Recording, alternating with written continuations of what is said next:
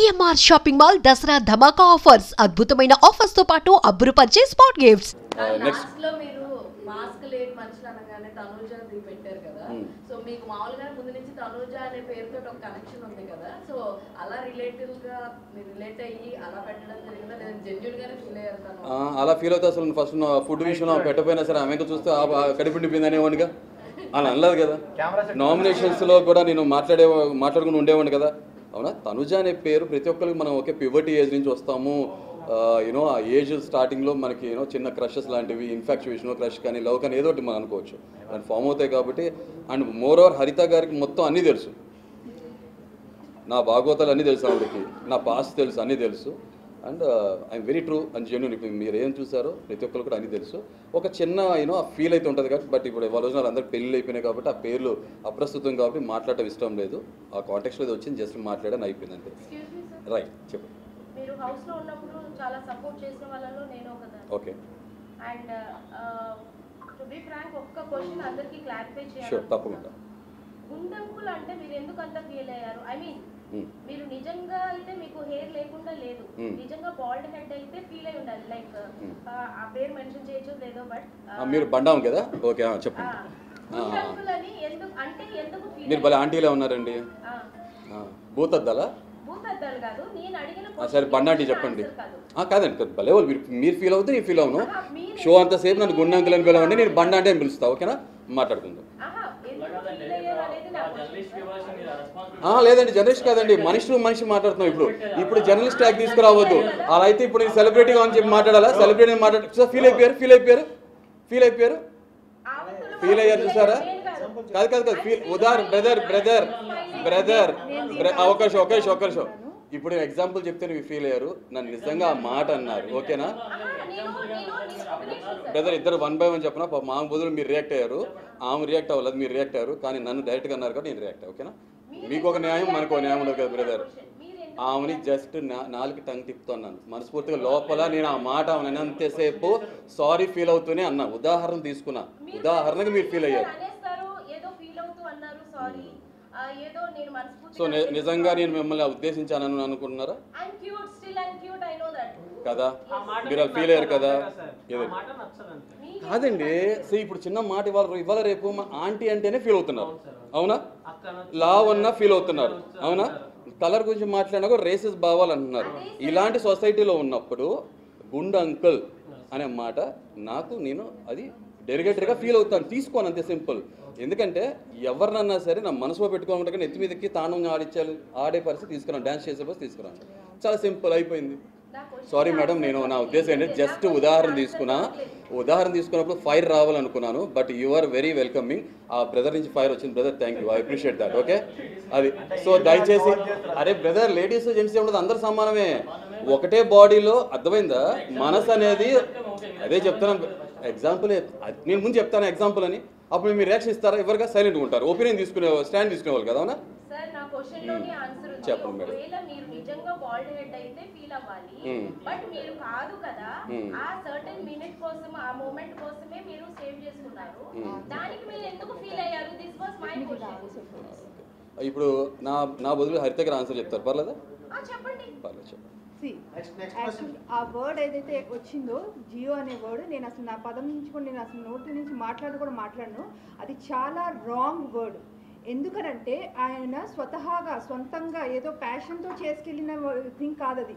Show కోసమే, అగ్ని పరీక్షలో షో కోసమే చేసుకున్నారు. సో ఆ రోజు డేర్ ఆర్ డై చాలా టాస్కులు జరిగినాయి. ఎవరు డబ్బులు వేయించుకోమన్నారు, బిర్యానీలు తినమన్నారు. ఎవ్వరు కూడా టిల్ టుడే ఆ టాస్క్ని ఎవ్వరు కూడా, ఆ డేర్ని ఎవ్వరు కూడా ఇమోషనల్గా ఆర్ ఫిజికల్గా ఎవ్వరు క్యారీ చేయట్లేదు. He is the only person who is carrying. And even stage మీద కూడా మీరు షోలో ఉన్నంత వరకు మొత్తం మీరు ఇలానే ఉండాలి అని చెప్పేసి నన్ను అన్నారు. I'm the man of my word అని చెప్పి అలా చెప్పినప్పుడు, ఎందుకంటే అగ్ని పరీక్ష నుంచి షో లోపలికి వెళ్ళేలోగా మళ్ళీ 3 times ఆయన మళ్ళీ క్లీన్ షేవ్ చేసుకోమంటే కూడా ఇష్టం లేకపోయినా చేసుకున్నారు, only because of show. So అలాంటి షోలో దాన్ని కామెడీ చేసేసారు. The emotion and the physical thing what he has carrying it for the show purpose, ఆ షోలో దాన్ని కామెడీ చేసేసారు. సో డెఫినెట్గా అది he doesn't deserve that word. ఆ జియో అనే వర్డ్ నేను ఇవాళ వరకు నా నోట్ అంటే నేను అసలు వాడలేదు, వాడను కూడా. అండ్ వాడే వాళ్ళకి డెఫినెట్గా ఆన్సర్ అయితే ఇదే ఉంటుంది. ఓకేనా? నేను చెప్పిన అర్థం చెప్పిన యాజ్ ఇట్ ఈస్.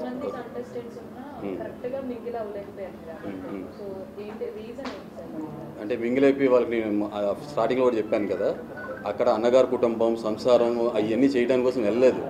షో అనేది ఒక కాంపిటీషన్, అవునా? మన పర్సనాలిటీస్ చూపించడం కోసం వెళ్తాం, అవునా కదా?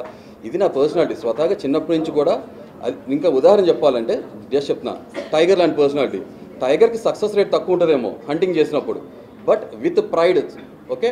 కానీ ఉల్ఫ్ ప్యాక్ అంటాం కదా, ఉల్ఫ్ ప్యాక్ సక్సెస్ రేట్ ఎక్కువ ఉంటుంది, గుంపుగా వేటాడతాయి. నేను ఉల్ఫ్ ప్యాక్ కాదు, చిన్నప్పటి నుంచి నా పర్సనాలిటీ అది.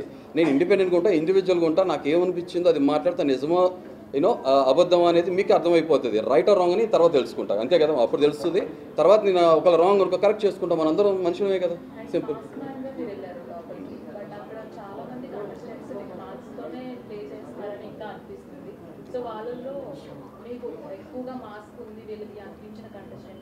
ఫస్ట్ ఆఫ్ ఆల్ ఇక్కడ మీ అందరికీ క్లారిఫై చేయాలి, నేను ఒక ఏదో స్కిట్టో కావాలని స్క్రిప్టెడ్గానో మాస్క్తో వెళ్ళలేదు, ఓకే? ఇందాక మీరు అడిగారు కాబట్టి దానికి కూడా ఒక ఆన్సర్ కూడా వచ్చేస్తుందండి. మీరు 2 క్వశ్చన్స్కి ఆన్సర్స్ వచ్చేస్తాయి.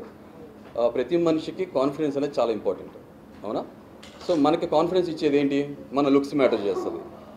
నేను కొన్ని సంవత్సరాలు ఒక స్ట్రెస్ డిప్రెషన్ ఫేజ్లో ఉన్నప్పుడు కాస్త నాకు కాన్ఫిడెన్స్ చెప్పిన అద్దంలో చూసుకున్నప్పుడు నాకు ఆ హెయిర్, ఓకే?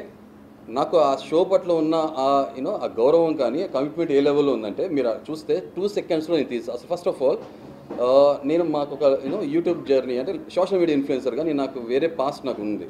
సోషల్ మీడియా ఇన్ఫ్లుయెన్సర్గా నేను కొత్త జర్నీ స్టార్ట్ చేస్తాను. ఎందుకంటే దీంట్లో మనం ఎవరు మోసం చేయని అవసరం లేదు, అబద్ధం చెప్పిన అవసరం లేదు, నిజాయితీగా ఉంటే చాలు, ఓకే అని చెప్పి స్టార్ట్ చేసినప్పుడు దాంట్లో నేను అసలు ఫేస్ ఆఫ్ ద ఛానల్లో రావాలనుకోలే. తెర వెనక ఉండే నేను ఉండాలి, తెర మీద తను ఉండాలి హరిత గారు అని చెప్పి తను పంపించినప్పుడు కొంచెం తను హెజిటేట్ చేస్తుంటే లేదు నేను తనకు పుష్ స్టార్ట్ ఇవ్వాలి బూస్ట్ అని చెప్పి జనాన్ని ఫేస్ చేయడం ఇష్టం లేదు. ఫస్ట్ నాకు very low in my confidence, నా గ్లామర్ లుక్స్ పాడైపోయినా నాకు తెలుసు. 2 ప్రజల నుంచి దూరంగా ఉన్న కొన్ని కంప్లైంట్స్ అనేది నా మనస్తత్వం మీరు వెరీ సూన్ మీకు తెలుస్తుంది కూడా, అసలు నేను ఏంటి, నా పర్సనాలిటీ ఏంటి అనేది.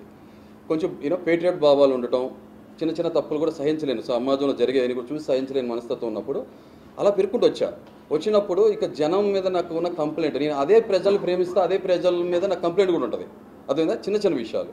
సో దాంతో నేను జనాన్ని ఫేస్ చేయకూడదు, అట్ ద సేమ్ టైం నా ఫేస్ చూపించకూడదు అనే ఉద్దేశంతో ఎలా రావాలి, తనకి నేను బ్యాక్ బోన్లో ఉండాలనే ఉద్దేశంతో ఎలా రావాలి ఛానల్కి అనుకున్నప్పుడు క్రియేటివ్ మైండ్ అనుకోండి, ఏదైనా సరే ఒక కాన్సెప్ట్గా మాస్క్ క్రియేట్ చేసుకుని వచ్చాను. మీరు నా పాత ఛానల్లో మీరు వీడియోస్ చూస్తే మీకు అర్థమైపోతుంది, very genuine and straight forward. అలా వచ్చిన వాడిని నేను తర్వాత షోలో నాకు ఇలా అవకాశం ఉందని తెలిసినప్పుడు షోకి నేను ఇదే మాస్క్తో నేను ఫస్ట్ వీడియో బయట ఇవ్వడం జరిగింది. వాళ్ళకి నచ్చింది, దాన్ని క్రియేటివ్గా ఫీల్ అయ్యారు. నా వాయిస్ కానీ నా కాన్ఫిడెన్స్ కానీ నా మాట్లాడే విధానం నచ్చింది. నేను పిలిచారు, ఫర్దర్ రౌండ్స్ని క్వాలిఫై అవుతూ వచ్చాను. వాళ్ళకు కూడా అదే కాన్సెప్ట్ని క్యారీ చేసి వచ్చారు. సో మాస్క్ మ్యాన్ అని పేరు అలా పట్టడం జరిగింది, అంతే సింపుల్. నేను 2 పేరు హృదయమాన్